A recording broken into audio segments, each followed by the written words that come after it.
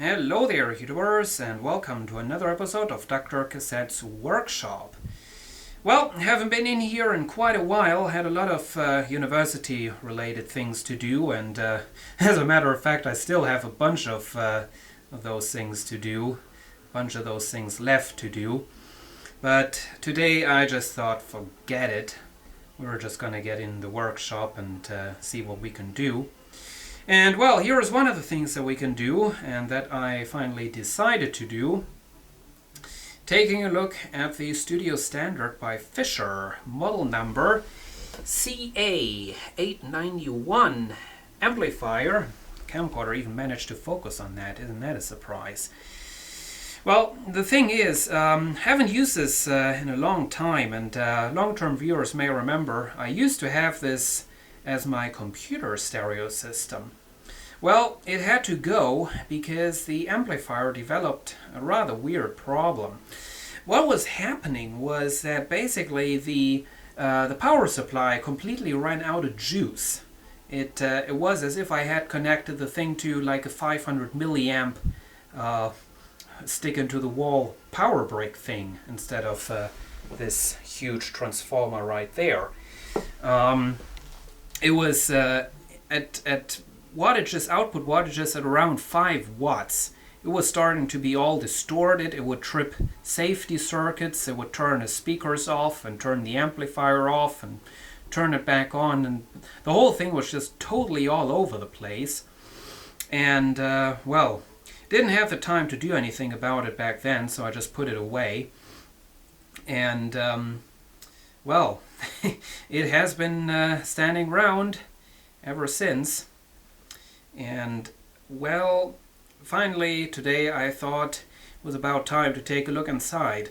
My guess was that we had some bad capacitors in here, and well, seriously, you want to get those out of a unit as quick as possible before all the electrolyte runs out and causes damage. But as I found out, there are no bad capacitors in the unit. I just stand up, give you a bit of a look inside. Main filter caps are good. Those caps down below there are looking pretty good, and also these caps, they are right next to these heat sinks, which are getting pretty hot. But also those are still good, even though they do look kind of messed up with the glue that's on there. But couldn't find any bad components or anything that was just clearly bad. So went ahead and did some tests, and that involved turning up the volume to levels at well, at which I usually don't listen to music, such as this one.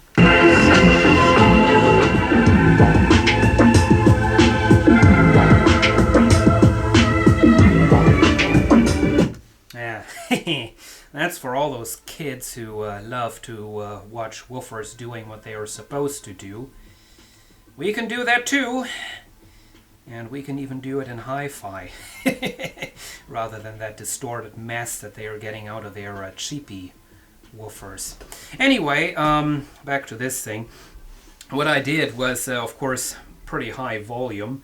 And I also got this equalizer going right there. I know it doesn't look like an equalizer, and I should probably put some more light onto the front. It has this kind of a thing. This selects the frequency range in which the control is active, and then this is, of course, the control to control the volume of that certain frequency. Okay, that was the end of that tape. Anyway, so I turned that to maximum bass output, and so I got this thing kicking, and we actually got a peak output volume of around 200 watts. And when I had reached that value, I noticed that the woofer over there had actually lost its dust cap. So I already saved that. It's up there, and I'll stick it back on. Woofer is fine, but obviously. That was quite a bit of action going on there. So yeah, but what that proved was that apparently the problem managed to fix itself, or it is very much temperature related. because what was going on back then, I know that was rather stupid. I had some paperwork lying on top of the amplifier, so there was no proper heat circulation possible. And I guess that was something that these transistors right there didn't like, because they're getting pretty hot. The actual heatsink for the main output transistors, of course, is hanging out back, and I didn't have that covered up. So yeah, I'm not sure what is going on with this, but apparently it is some kind of an intermittent problem. So what I'm going to try to do is to take off the bottom, if that's even possible with this thing.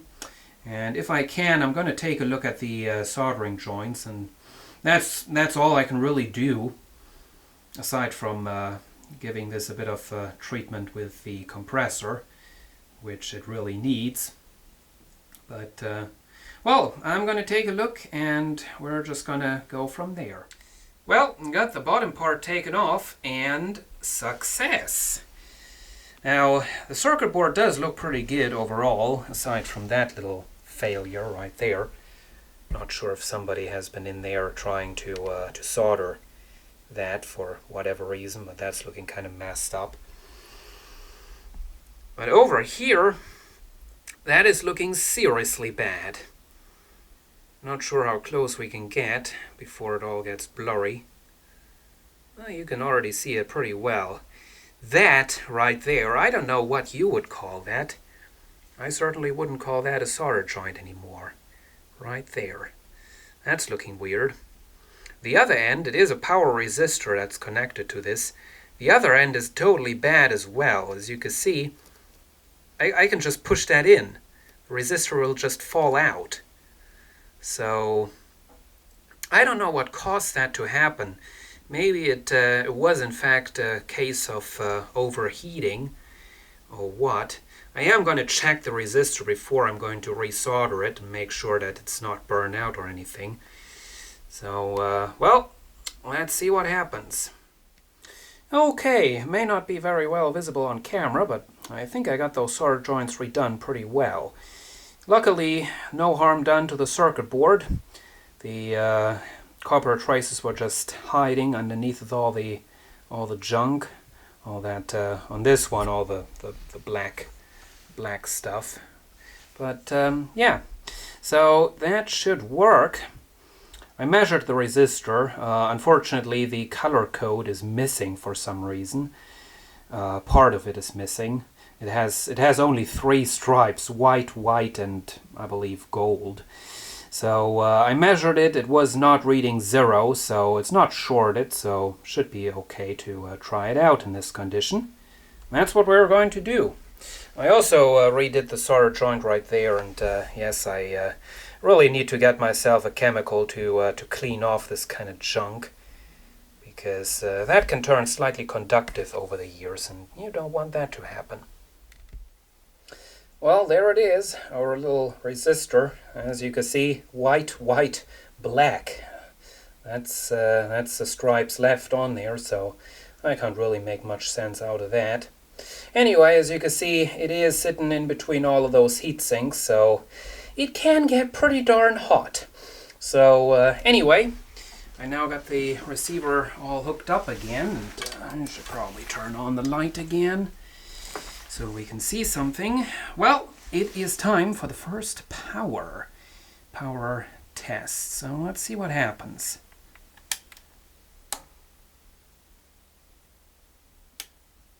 Okay, definitely did everything it's supposed to. So let's go ahead and play some music.